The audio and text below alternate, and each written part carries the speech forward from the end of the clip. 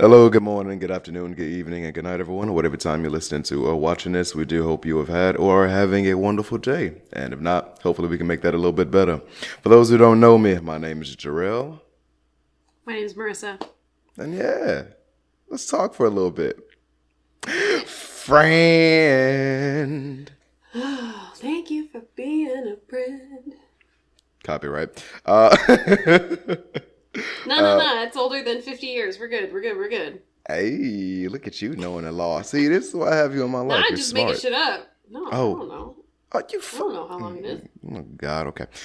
Anyway, what we I talking do about today? know that Disney just refiled for the copyright on Mickey Mouse. That he was old enough that they had to refile to protect him so that he didn't go into the public domain. I didn't know that was actually a thing. It is indeed a thing. Yeah. Good old Disney. Good old Disney. Yeah, that all comes up because of the whole AI thing. So for those of you out there who are hip and on TikTok and do things, unlike me, there's an app out there that uses artists' art, skims them without permission, and then uses that art to generate its own version of AI art. And so the artists of the internet have really taken up arms to fight against it. It's stealing their art without their permission. There has been a ruling, a court ruled, I forget which state, but there's a state where the court ruled that AI could not generate copyrightable art, which is a bit of a win. It means that you couldn't copyright anything that an AI generated, which is, I mean, that helps us a little bit. But it doesn't so much help the fact that they're still skimming without permission, which, because it's a program, it was taught to do that intentionally, right? So it's not like, the machine broke out, decided to do it. No, it was intentionally programmed to take art from artists without their permission on the internet and to use that to generate other stuff. Is that the new like INSA or Lensa thing going on right now that I was gonna do? Where you put in your own, well, that's like on top of it, they're then saying like, well, you're stealing art from artists to use it to create a vibe or a feel, but it still doesn't change the fact that like you as an individual are now providing lots of examples of what your face looks like, and you're actually selling it because you paid money for access to that app, right? And now you're giving that app and the owners of that app access to all of these pictures of your face, which can be used in face recognition programs. And that most of these apps are not American based. Particularly, again, we're looking at China. So now we're giving China, we're selling to China pictures of ourselves that can be used. So there's lots of stuff covering this. Anyway, there was a really great tweet that I saw that somebody did that was very much like, yes, we've won one battle against the fight against AI. However, artists of the internet, it is now time that we invoke an old foe. Disney. Feed every Disney picture you can get your hands on to the AI, and you better fucking believe that when that shit hits the internet, that Disney's going to lawyer up so hard against all of these apps.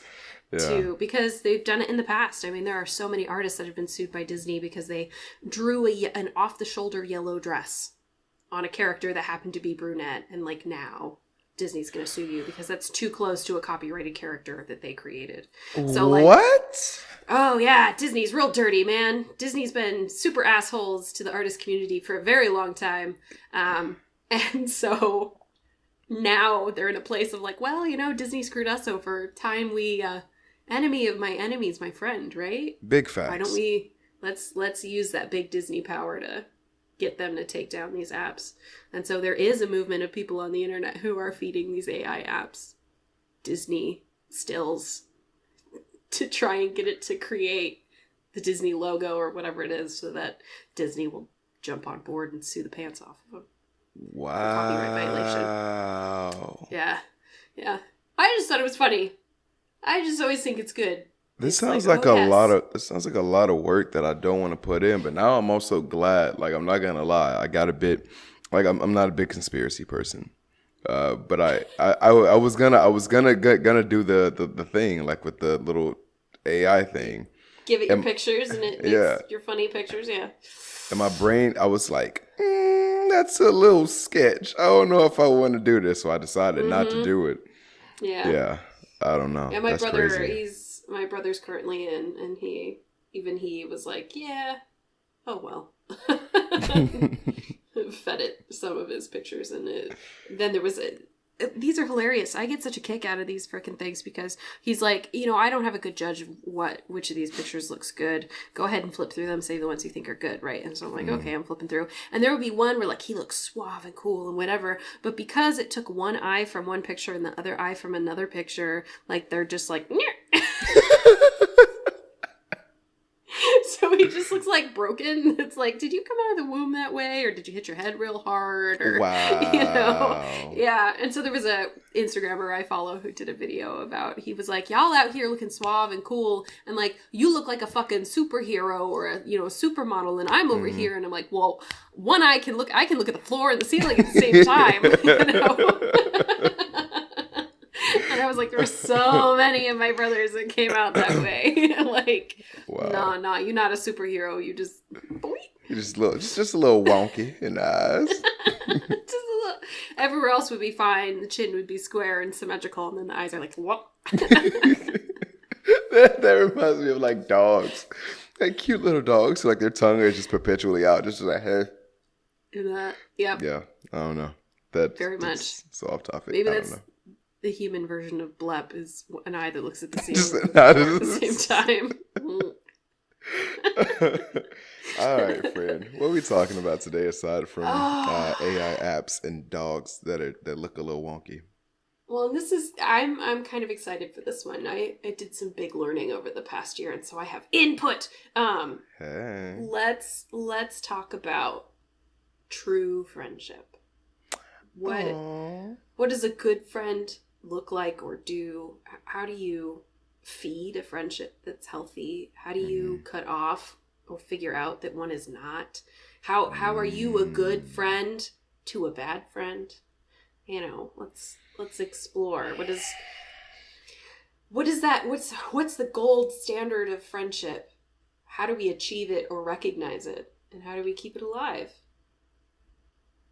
That's a lot of question.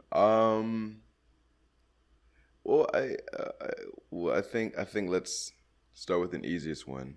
I think a bad friendship is one where you're constantly lied to. I think a bad friendship is one where you're taken advantage of. I think a bad friendship is one, where your feelings, your thoughts, your desires are not considered. I'm sure there's other things in there that I could throw in, but I think that's a bad friendship.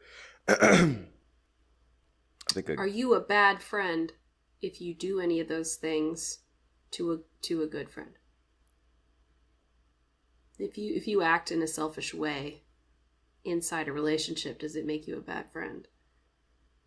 I think if you act in a selfish way that's harmful, yes. For example, I think it's Simon Sinek. He brought up. He made a video one time where he talked about saying no. Right, saying no is a selfish thing. Right. Yeah. Like say if I need to rest or I'm just tired or I'm genuinely not interested. Now sometimes you'll sacrifice and say yes even if you're not interested. But I think saying no, that is selfish, but it's not harmful. Mm-hmm. So I think if the action that you're taking are harming the other person, then I do think that makes you a shitty friend. I think that makes you a bad friend. Okay. Yeah. What about you? What are your thoughts on that one? I think it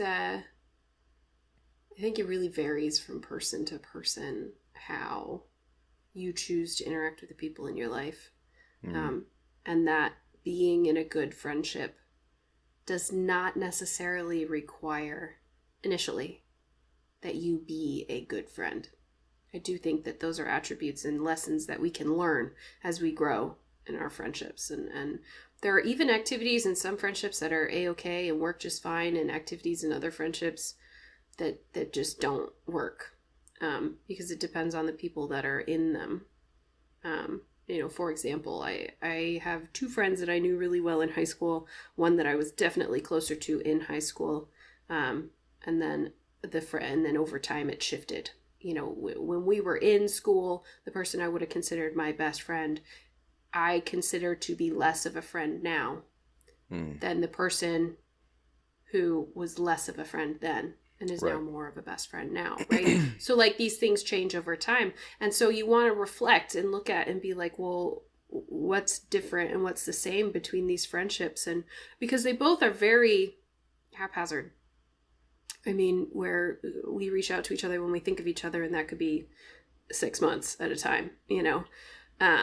We don't necessarily call every Saturday, you know. Yeah. And so that's similar between the two relationships. And even within the two relationships, we had, you know, sort of pretty substantial falling outs. Right. Where, you know, something happened and you know, there had to be a certain amount of effort put into fixing it to recover the relationship. So like I look at the two and I'm just like, you know, they went through a lot of the same stuff, but I consider one a much better friend now than I consider the other. And for me, I'm sorry, go ahead. Go ahead. Well, I was going to say, well, I think that, I think less of a friend is still not the same as a bad friend. I agree. I agree.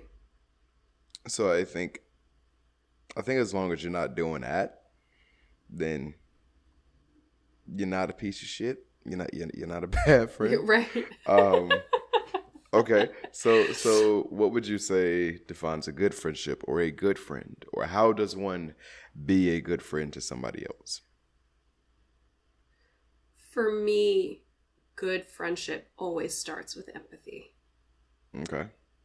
And I feel that way for most relationships. Your ability to be a good friend to somebody requires you to consider where they're at. You know, to be able, because for one person, there's something that may be stressful and difficult, and for another friend, that same thing isn't stressful or difficult. So, for example, listeners, we've had some fun days here recently. The place where I was living gave me very short notice that there was major construction that needed to happen in my unit. And they gave us the weekend to relocate. And I told a friend about this, and that friend's reaction was, "Oh my God, that's so stressful."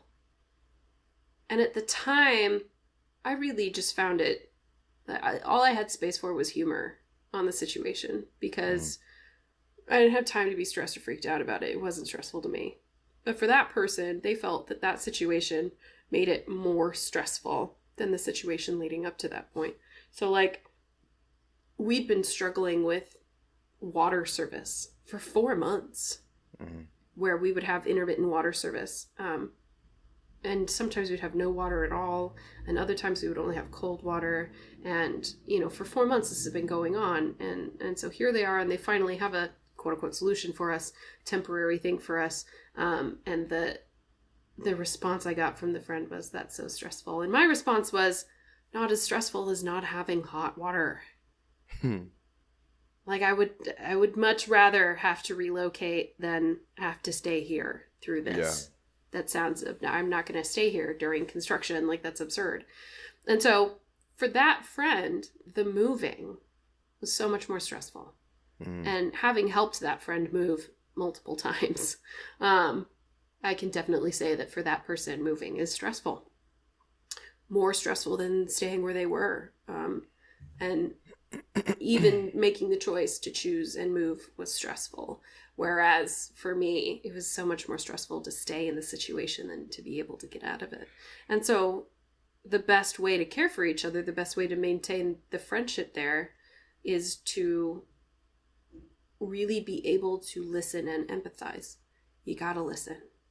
You have to be able to communicate. You have to be able to, you know, what is this person trying to tell me? You know, they're sitting down and they're ranting about their significant other.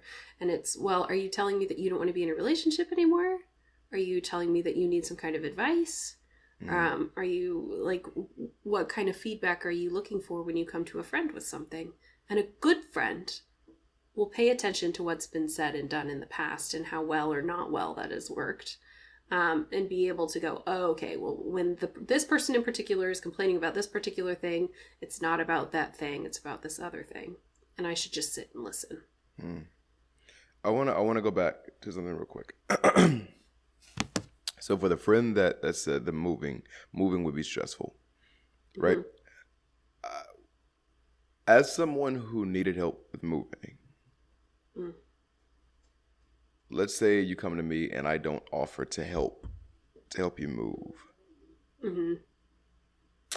Would that make me a shitty friend? Now, granted, sure, we talked about it and I said, okay, hey, I'm busy. That's why I didn't offer, so on and so forth. Sure, that communication is key on that point. But would you say that for a friend to not offer to help, would you say that makes a good friend or a bad friend or just a bad moment?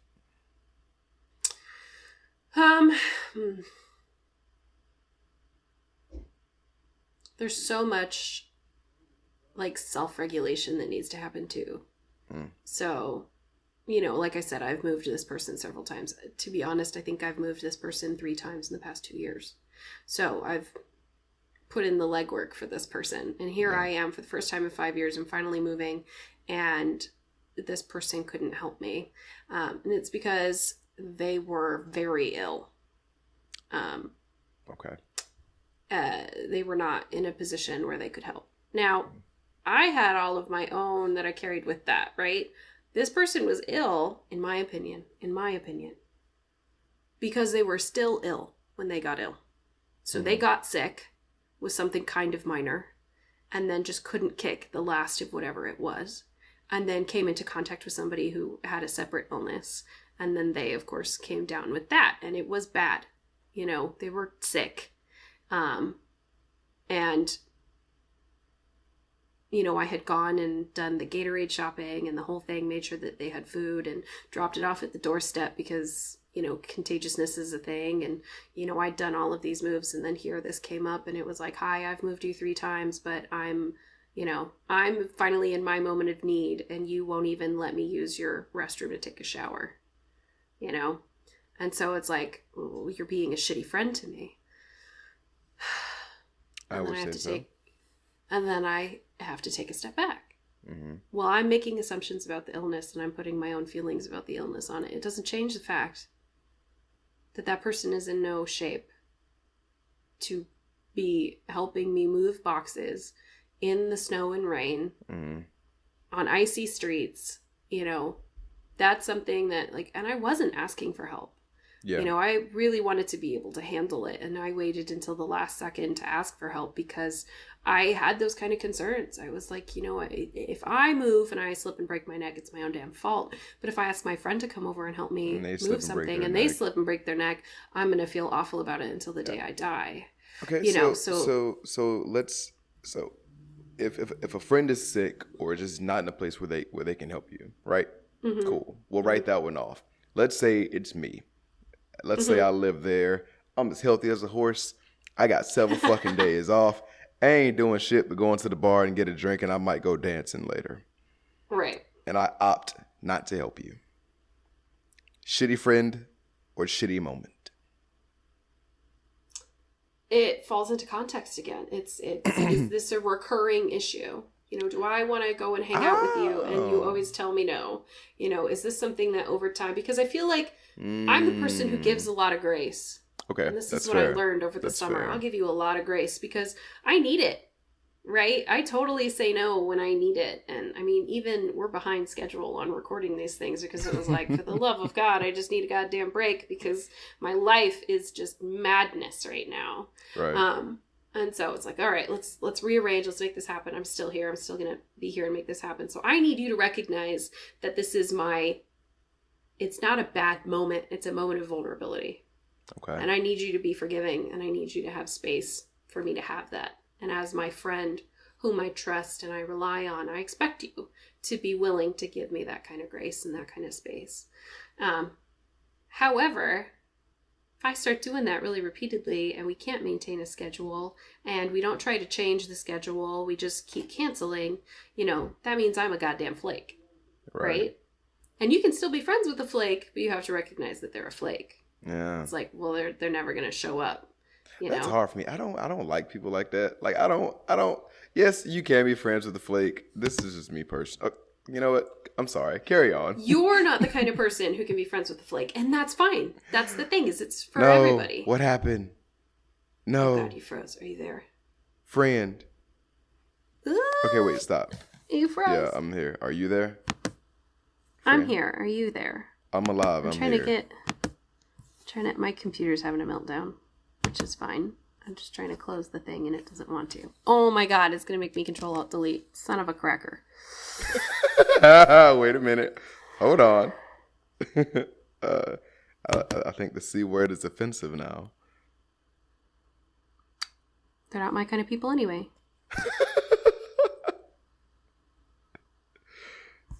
The ever-loving fuck. Ladies and gentlemen, we're having a little bit of technical difficulties, but we'll fix it. Oh my God. I'm fine. I'm here. We're good. We'll call it good. It's fine. You sure? Everything's fine. I'm fine. See, this again, is it a moment? Am I a bad friend or is it a bad moment? It's like, well, we have to give each other the space for that, right? That ain't bad, friend. That ain't got shit to do with you. That's just technology being stupid. You're fucking Look, fine. Look, thing about technology, user error, right? There's always user error. That's the lie they tell you. Okay. So you were saying I am not a person who something. Who could be friends with a flake? Okay.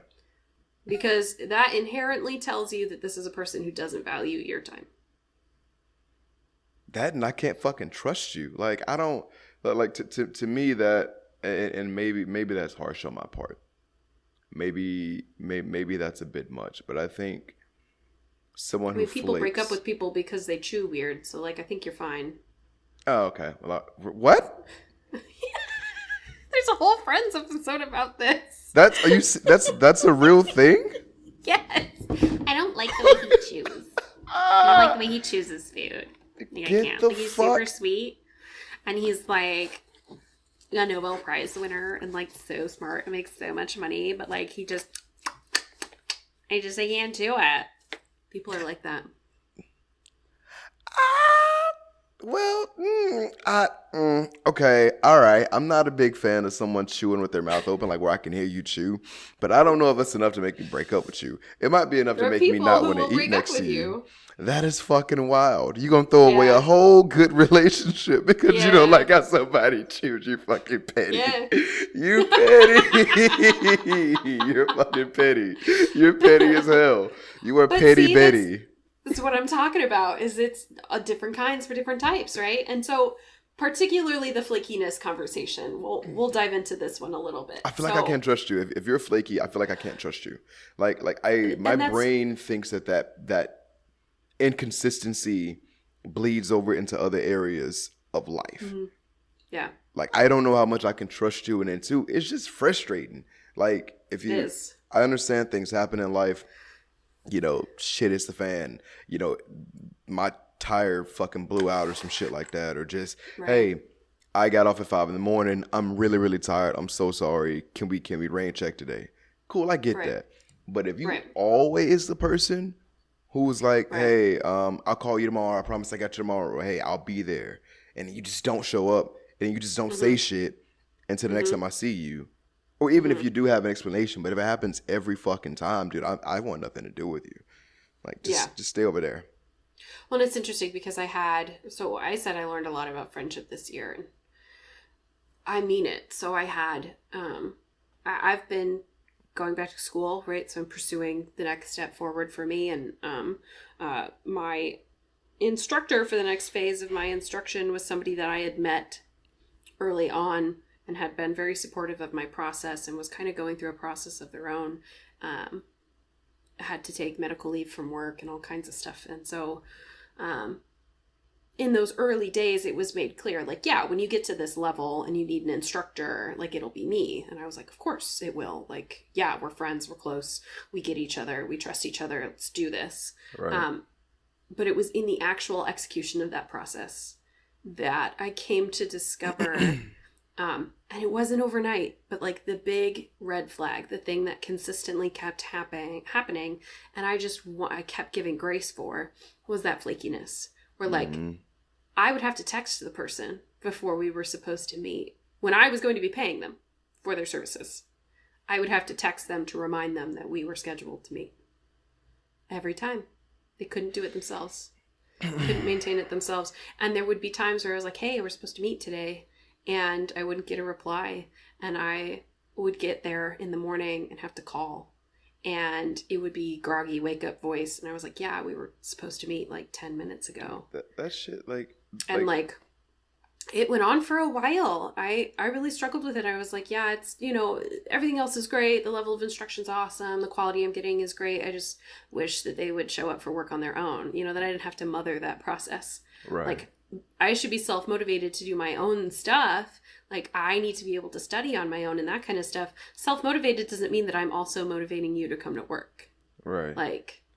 Well, but so it took that was the big red flag. And then it came to be at the end, I figured out the real specific feeling that really made me step back from that as a relationship, a friendship or an acquaintanceship or a student instructor. What really made me end up stepping away was I figured out that I was not something that was very high on his priority list. And it was very much like, if you're not going to choose... Like, and 100%, I'm not asking to be the number one priority. Yeah. You know, this may be my number one priority, but it's not, right? Because I can't continue with this education if I don't keep my job. So technically, maintaining sitting at my company is a higher priority than me pursuing my career. So it's like, oh, okay. Like, I see how, you know, even for me, and I call it my top priority, it isn't. It's like top 10, right?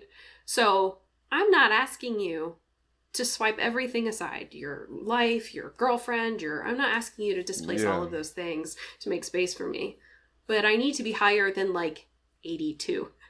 Like, just, you know? My thing is pretend you give a fuck, right? Yeah. Like, especially in this case here, we're like, yeah, we're cool, we're friends, but right now we're working in a job sense. Like, this is your fucking job right now. I'm paying you for this thing. At least pretend to give a fuck. And it's pretend you'd like to keep the job. Pretend to me that the job matters to you in some scale.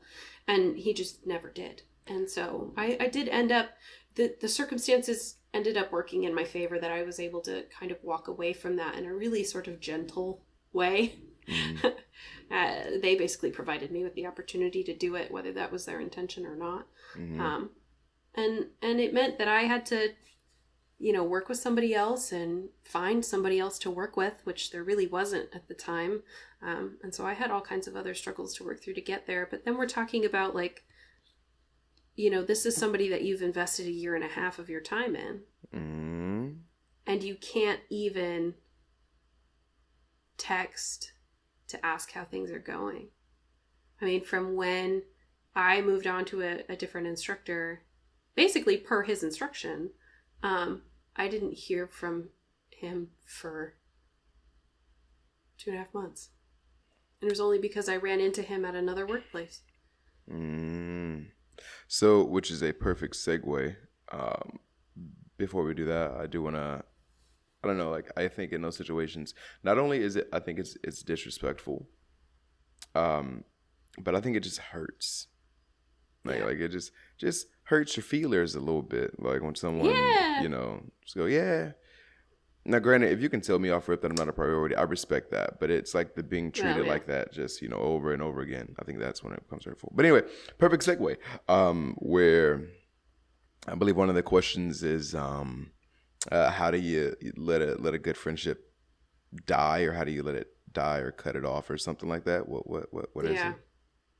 Yeah. So, how do you feed a friendship, right? So if you've got a healthy relationship, how do you keep it alive? And then if you don't have one of those, if there's a friendship that you're a part of that you don't want to be a part of anymore for whatever reason, how do you kill it? How do you let it die? Chloroform and gasoline.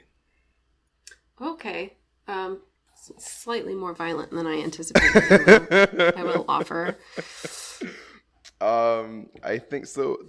That's interesting. Because I remember growing up, and people still do it now, where people announce their departure, right? They do the whole, hey, this isn't working for me anymore. You know, and however way they want to say that, that the friendship is no longer wanted, right?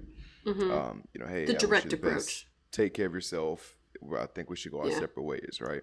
Bye. Yeah. And then there are those who just fade back, just slide on, like it's like that Simpsons gif where Homer just slides into the bushes. He just creeps back into the bushes. Yeah. Yeah. It's like you're still there and you're still visible, but like, what are you doing? So I guess like well, my first question is, and I would like your opinion on this. Do you think that first way of doing so, like the direct, hey, this friendship doesn't work for me anymore. Do you think that that's petty, or do you think that that's a sort of childish or attention-seeking way to deal with something? And I guess, and by proxy, do you think that just fading back is the correct or mature way to go about it? And see, for me, it really just comes down to strategy, right? So, like, if there's a person in your life who just is the worst, and they just keep reaching out to you, and you want them to stop, that it's like, what would you prefer? If it were a girl you went on a couple dates with, would you prefer she just stopped answering your text messages, or that she went, look, this isn't working for me? Yeah, do that, right? Do that shit. Yeah, just tell me what it is. I find it really interesting that that's where the paradigm, that in your description of what these were is like, do you feel like that there's a attention getting aspect of the direct method, as opposed to, is it more mature to just fade away? And I find it interesting because particularly in that context, right, where it's like, oh, it's a girl that I'm interested in that I would like to date, if she just stopped answering your texts and just faded away, you'd be like, what the fuck, man, like, have some goddamn manners, right? Like, the least you could offer me is, hey, by the way, this doesn't work. So if that's what's appropriate in that context, why would it be any less appropriate in a different context? I like that. And it comes down to, what is your intent for the end of that relationship? Okay. Because if the relationship is, for the love of God, stop talking to me, I don't want you in my life anymore, then yeah, it might be important to be like, for the love of God, stop talking to me. Like the direct words of like, leave me the fuck alone, you're insane, or whatever the issue is, may be more useful and end up giving you the more direct, cleaner stop result that you're looking for. But I am a chronic user of the fade into the background. First of all, I struggle with reaching out to people that I don't live near. If you're not around to hang out, I really have a hard time reaching out. It's difficult for me. I can attest to that. Sorry. Go ahead. We all have our faults. Okay. Not me. I'm perfect. Go ahead. Oh, I see. Okay. Well, then I guess I got to step up the game, or have to start documenting the times when you're imperfect. You should see the list of the things you said this episode.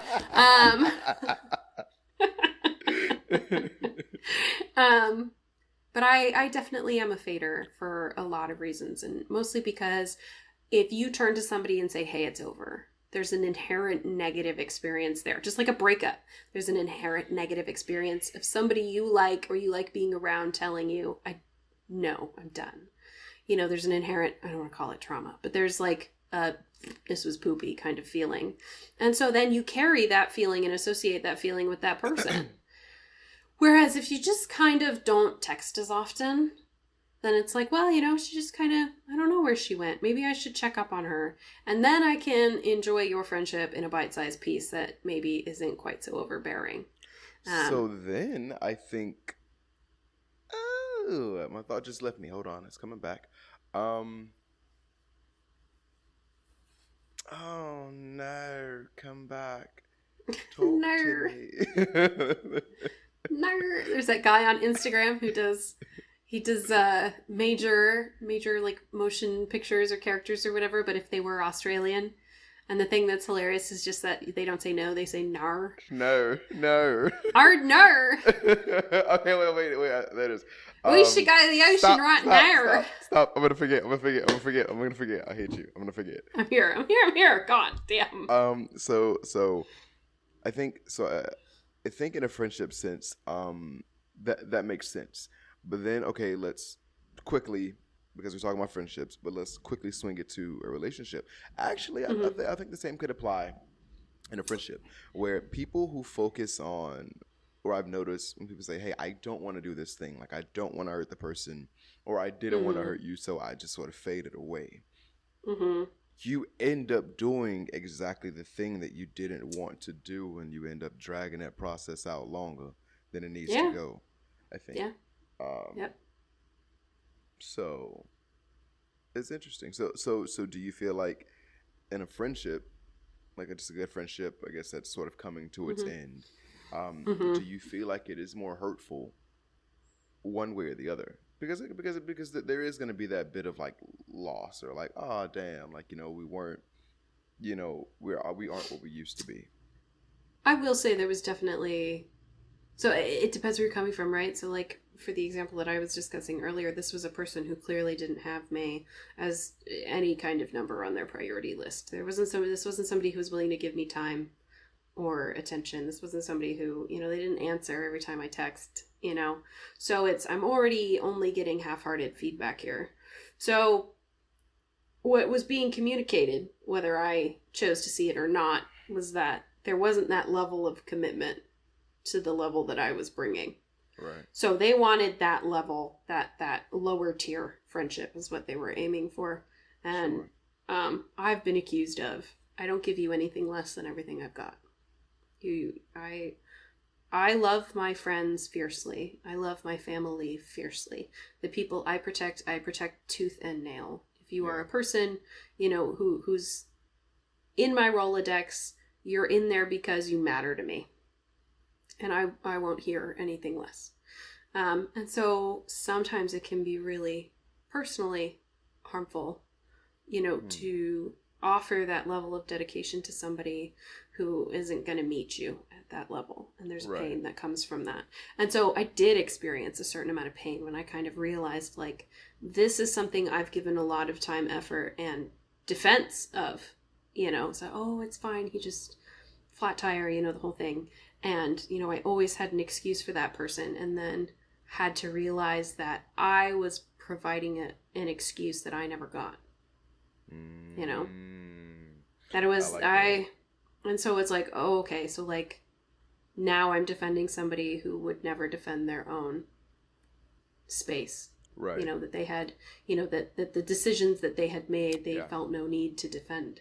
And so it's like, oh, okay. So they don't feel like that's something they need to defend. And I feel like that is something that needs to be defended. And we're clearly on a different level here. And there's a certain amount of, call it heartbreak, that I had all of this to give and it wasn't being given back.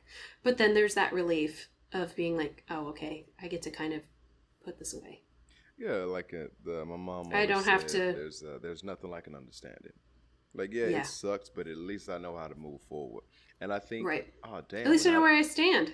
I wouldn't say, well, damn. Now that I say that out loud, I think ultimately the best way to deal with any situation is that direct approach, because at least it clears the air. There's no misunderstanding. There is no, like, if I text you, maybe you forgot to hit send.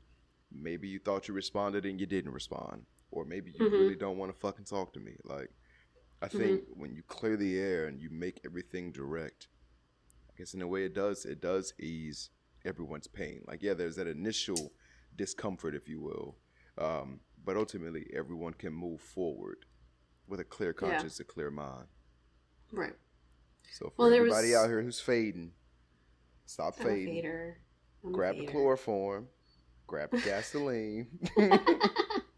Knock them out and then burn them down. And burn some shit. Like, for fuck's sake.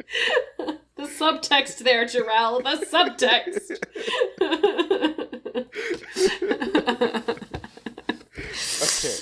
Okay. And then I guess how do we feed a good friendship? How do we feed it? How do we keep it like a healthy little flower? Healthy little flower. It is always, always, always going to come down to communication. 100% every time. How do you communicate? If you're in a tough spot and you need help, how do you communicate that thing? If you are in a great place, but they're not in a great place, how do you balance that thing and how do you communicate about it? And it comes down to empathy, and it comes down to empathy because it comes down to communication. There's a great book that I read, post breakup, where I was, just trying to figure out how to exist in my own skin. And great book called Emotional Agility. And she's phenomenal. And I will tag on this, that I am firmly against the self-help genre. You can take your kale and your broccoli and your smoothies and shove it up your ass. Okay, Becky? It's not going to solve emotional trauma. Okay? None of that shit is going to get me anywhere. I don't care how good your boob job was. All right? It's not going to heal fundamental trauma. So I have problems. I had a conversation with two girls at a bar last night. Oh God! Why? Why did you talk to them? You were at a bar. Well. I was with a homeboy of mine, and he had asked, I forget what the fuck the question was. And I was like, "Yo, but we got two females right here. Fuck it, we'll just ask them." But basically, it was like essentially, they basically self-diagnosed themselves. They're like, "Yeah, well, I have anxiety because of this. Da da da da. I have anxiety, I have depression, so on and so forth." I'm like, "Cool." So we all get anxious. So okay, we all got anxiety to some degree. That doesn't excuse the fuckery. And just because, and it's also not a diagnosis. Okay, and then cool. If you're aware of it, what are you going to do different about it? Exactly. What are you going to do about it? That is the thing that is funny. Okay, so I was caught in the airport. 3 hours in the customer service line in Dallas-Fort Worth. Fuck that airport. And this woman in front of me was like, she's, so it's kind of that in-between generations thing. So she was not of childbearing age when my parents were born. Okay. Right. So it's kind of that half step generation thing. And so her kids are that half step older than me. And so she's like, and what is it about, I feel like people are just taking a lot longer to get committed to relationships and stuff. What's that about? And I kind of talked about it. I was like, well, this is a generation that's talking about mental health in a totally different way than it's ever been talked about before. But it's also a generation that is very buried. We have exposure to all of this information on the internet in such a manner that without getting a diagnosis, we feel like we can identify what our problems are. Yeah. Regardless of accuracy on that. The amount of times I like to believe you get a fucking cough or you feel something and you go to Google and you type in your symptoms and that shit fucking WebMD is like, you have cancer. Yeah, and you're like, God damn it, not again. I thought I got rid of it last week. Yeah, we have all of this information at our fingertips, and I also feel like there's a certain amount of self-awareness that has to happen because there's so much comparison that happens, right? Because our social media feeds are so long that the inherent thing that happens is how much am I like or not like this person that I'm following. And it can create those self-consciousness issues and all that kind of stuff, but it also can create these things where it's like, this person seems to be really mature, really well in touch with X problem about themselves. And maybe that was a bit of self-reflection that I haven't personally done yet, and maybe I should do. And so I like to believe that it means that our generation is more aware of what our faults are. Now, the action we actually take toward fixing those faults, I was going to say, I'm like, I don't know that we're necessarily addressing the faults, but I like to believe that we're a little bit more self-aware of them. I think people are very self-aware of them. I think sometimes people can be overly aware. Like I said, like people I agree. Overly diagnose themselves. Like, no, baby, you're just nervous. Or hey, a little a little nervousness, a little anxiety, a little angst, that's normal. It's okay. But it's you feeding into that makes the shit worse. Now, not to say that there aren't genuine cases of anxiety. Oh, of course there are. Right. There are real fucking issues. But I think a lot of people are making their own issues worse. And then two, they're using that quote unquote, I guess that diagnosis, once again, as an excuse to be a fucktard. And it's like, no, And No. then you're expecting everyone else to excuse your bullshit. Well, I have anxiety, or hey, it's like, no, you're still fucked up, you're still goofed. Like, Right. and sure, it's nice if someone takes your effort. Ooh, I saw a video on Instagram last night about this dude, and I think his name is like Trey9 or something on Instagram. I love him. He always starts his videos with excuse me, but one thing that he said yesterday, with a video that I saw yesterday, he said effort does not count. Imagine the person that you love the most falling from a height that's so high that the ground isn't even visible, right? And you, with everything you got within you dive after him to catch him. Mm-hmm. Essentially, what you get is still two dead motherfuckers, because your Right. effort means fuck all. And I've said, like it's been said before, like the road to hell is paved with good intentions. Yeah, like you tried to do a thing. But ultimately, did you do a thing? Yeah. And so, like, I get really irritated when people try to use their diagnosis or their self-diagnosis to excuse their fuckery and then expect everyone to just accept it and be forgiving. Yes, sure, sometimes people can take that into consideration. But ultimately, if you fucked up, you fucked up. And you Yeah. should deal Well, with and it also comes down to like expectations. You know, do you have shared expectations, and then do you have shared assumptions, and where does that put you? Because you know, if you have a friend that's upfront with you about what their needs are, and it's like, yeah, I have some sort of chronic pain condition, and it means that it's really difficult for me to be physically present for things, but I'm great at phone calls and all that kind of stuff, and it's like I'm going to put in the effort that I can to be there for the things that count. But please understand that being friends with me means that there's a certain level of sacrifice. Like, and we've established a shared, there's a shared understanding there. And I understand that it's unfair for me to expect you to be there for every little thing. Right. Yeah, like that. Yeah. But it's because you communicated about it. You had a shared understanding, and shared understanding only happens when you take the time to communicate about what the expectations are moving forward, and then to continue to check in. Are those things still accurate? Yeah. Bless you. God. No, it got caught. No, it's going to come back later. For those who cannot see what just happened, it looked like she was going to sneeze. I don't know what happened. It was right there. It was right there. It was so fucking rude. You fake sneezer, you poser. Sure. I'm the poser. Yeah, blame me. Okay. That was a shared expectation that was violated, and both of us are not happy about it right now. Okay, like fucking mad as shit at my goddamn sinuses. Your body betrayed you. Okay, all right. She's a bitch anyway. It's fine. Damn. All right, so back on topic. Like I'm glad you have something to drink, and I do too. But see, the issue is, and I'm gonna sit back. Hopefully the sound doesn't get crazy, because I want to show you what I have. Because like you got this cute little bottle, right? And I love it. This cute little can. And my tiny little can. Oh my gosh! Good, let me keep the logo facing toward myself. Because like we're supposed to have like something to drink when we sit and talk. But the issue is I can't bring this big motherfucker up like while I'm just sitting here hanging out. So I'm like, as much as I want to take a drink, pardon me, I need to take a. So thirsty, I'm doing it. Yeah, chug. All right. You have an elephant's thigh thermos. Like... Okay, we're back now. Woo! Okay, so back on topic. Feeding a good We have friendship. a topic? I don't remember what it was. So ways to feed a good friendship. You said communication.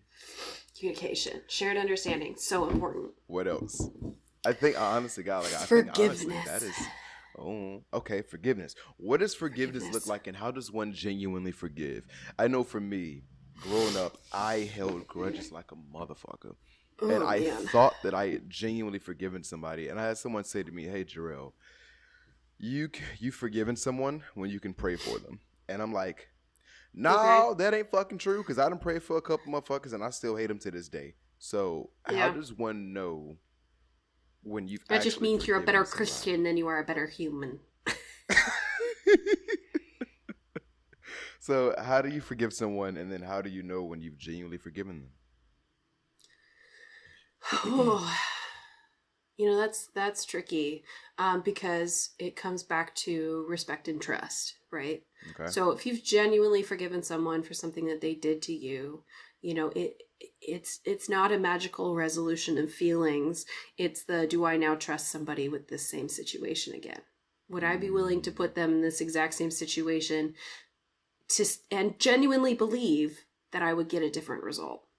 right. Um, which is kind of why that relationship earlier, that high school relationship that kind of flip-flopped on me, it's kind of why we are where we are, is because I've now seen repeatedly that the behavior is continual and that there's no change, and that is, that it's not even that there's necessarily a need to forgive, but that I know that there's a certain cycle of behavior that will continue Right. moving forward, and that there's no intention for that behavior to change. And so it becomes a place of self-acceptance, that I just have to accept that this is where the relationship is. Either I accept it or I end it. Those are my options here, because Right. there's not going to be a cause of change. This isn't a person who's working on themselves in that context anymore. So, okay, that's what we've got. I was complaining to people recently. So this person was getting married, and I wasn't a huge fan of who they chose. And um, with decades of friendship, there's history. But it got to be wedding time, and they asked me to be maid of honor, and I agreed, because, she thought she was happy. She still thinks she's happy. And I have seen differently. Um, and so she intended to make her own wedding gown. She bought the fabric for it and the whole thing. And then when it came down to the wire, she kind of realized that she didn't have the skill level to execute what her dream was. Right. And that she felt that she needed help. And one of my many hobbies is fashion design. And I have sewn my fair share of garments. And so I agreed to help her. It's 2 weeks to the wedding, and she's just now making her wedding gown. But that wasn't my decision, and she needs my help, and so I came, because that's the friend I am. I come when called. Mm-hmm.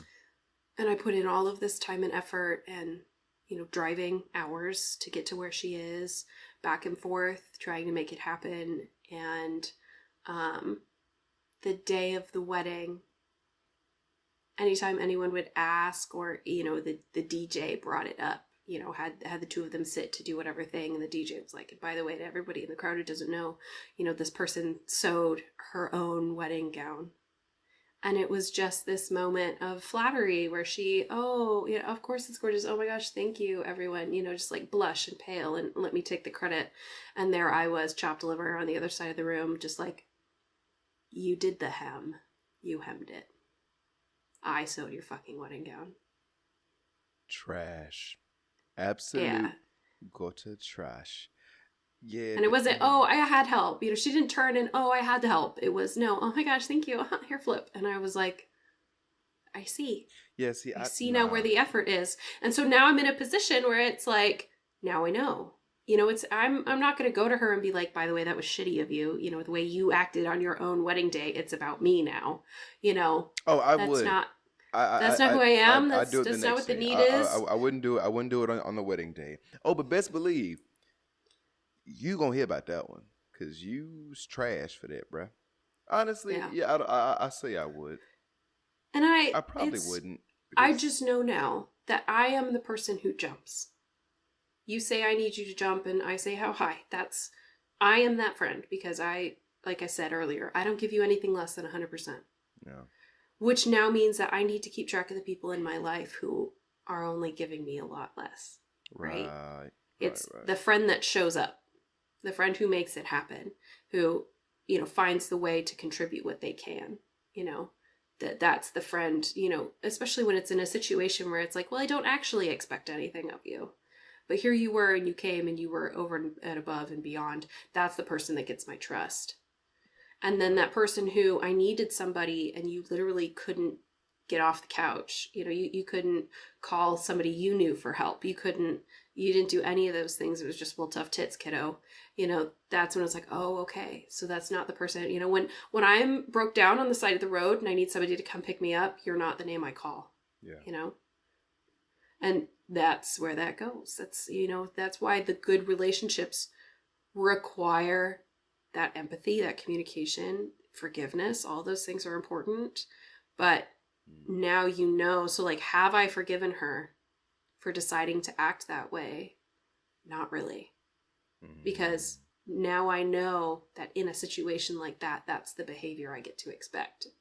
Well, I think you can forgive someone and then just trust that that's how they operate. So I wouldn't say that expecting her to operate that way, it speaks to you not forgiving her for it. Now, granted, you better than I know what's going on in your head. So maybe you haven't forgiven her, but I just wanted to put that out there. Like, I don't think, because for example, like if just because the bar is lowered doesn't mean that it's been put in the past. Yeah. Like, so like let's say, for example, if you got a brother or a friend, a family member who always steals, right? They've stolen from you about 3 or 4 times.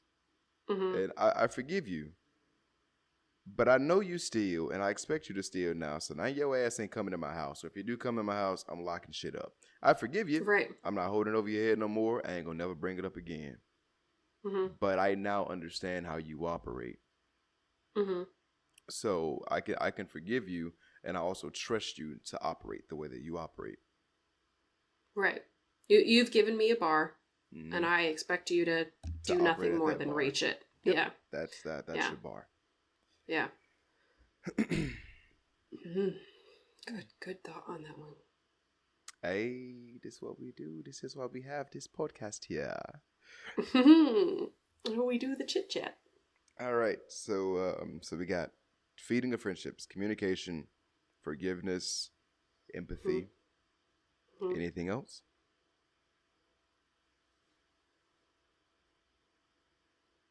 I feel like there's a lot of ancillary things that like help, but I feel like that's really the core of a strong friendship, because not all of friendship is fun and games, right? I mean, there's definitely like bonding moments where it's like, yeah, I raked a giant pile of leaves and then jumped out of the 2nd floor window, and then you had to drive me to the hospital because I broke my arm, but we were laughing the whole way. Like there's certainly that, like, God, we were idiots, or, whatever it was that caused us to bond, that stuff's important, but it's not necessarily what maintains a relationship, because there are plenty of friendships that go through hard times and they just get harder, and you don't necessarily have the chance to, hold on to the tailgate of your friend's car while you ride your skateboard down the street. That's not necessarily something that you always get to feed. So keeping a friendship alive, I mean, yes, you have to be able to give each other time. You have to be able to continue to trust each other. You have to be able to continue to respect each other. But I feel like all those, the plus sides of friendship, I feel like make themselves known in a good, true, solid, trusting, well-based friendship, that those things find their way in. Okay. I like it. I'll take it. Yeah. Because I honestly, I was going to say you could have left it at communication. I'm actually glad you added in the forgiveness and stuff like that. Because my brain, when I hear communication, I think a lot of stuff just falls right into that. Like, but Will said, this is why you're here. You're the smart one.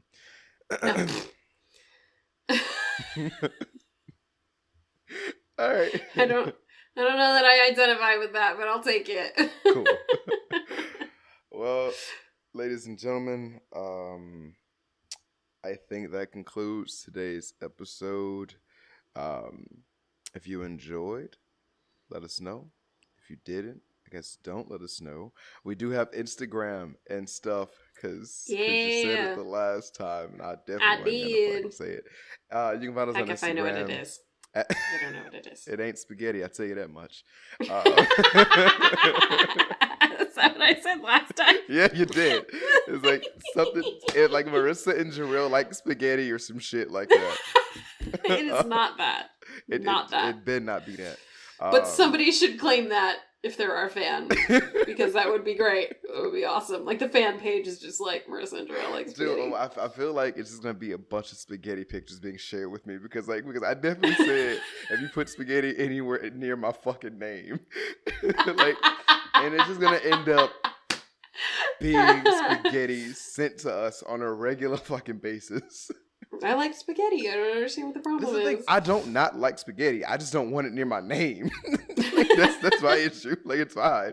I like spaghetti. So do you have an issue with like letter shaped pasta? Is that a problem for you? Like if all the letters for Jarrell come together, you know, like table flip. Like, is that too much overlap? I'm gonna yeet that bitch across the table. I'm gonna send it across the room.